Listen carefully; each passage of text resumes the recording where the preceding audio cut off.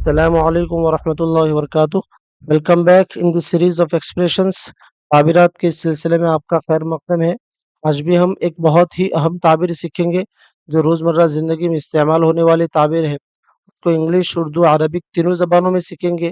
جملوں میں کیسے استعمال کرنا ہے وہ بھی ہم دیکھیں گے۔ چنانچہ انگلش کی تعبیر ہے ٹو پرسکرائب دا میڈیسن۔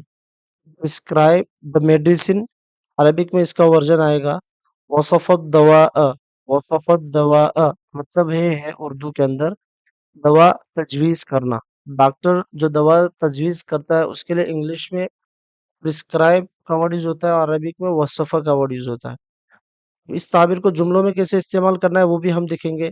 اس سے پہلے اگر چینل پر نئے ہیں تو چینل کو ضرور سبسکرائب کیجیے، ویڈیو کو مکمل دیکھیں اور شیئر اور کمنٹ کرنا بالکل نہ بھولیں۔ چنانچہ جملوں میں کیسے استعمال ہوگی وہ ہم دیکھیں گے۔ انگلش کا جملہ آئے گا The doctor prescribed the appropriate medicine for the patient.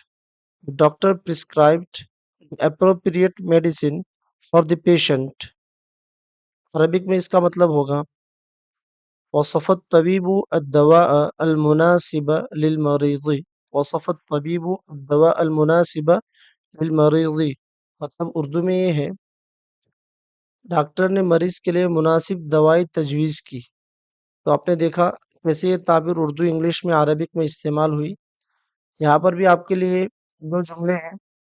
پہلا جملہ ہے ڈاکٹر نے مجھے آرام کرنے اور کچھ دوائیں تجویز کی۔ تو آرام کرنے کے لیے انگلش میں ریسٹ کا ورڈ یوز ہوگا، عربک میں الراحت، اور کچھ دوائیں بعض الادویتی، اور انگلش میں آئے گا سم میڈیسنس۔ دوسرا جملہ ہے کیا ڈاکٹر نے آپ کے لیے کوئی دوا تجویز کی؟ تو یہ تو آسان ہے بالکل، اس میں کوئی ایسا کمپلیکیٹڈ ورڈ نہیں ہے۔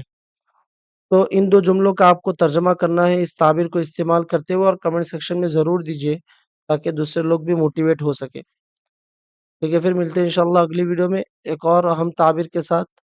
تب تک اجازت، اور اس طرح کی مزید تعبیرات سیکھنے کے لیے اس پلے لسٹ پر کلک کریں، بہت ساری تعبیرات کی ویڈیوز ہیں، آپ ایک ایک کر کے دیکھ سکتے ہیں، مشق کر سکتے ہیں، ڈیلی یوز میں لا سکتے ہیں۔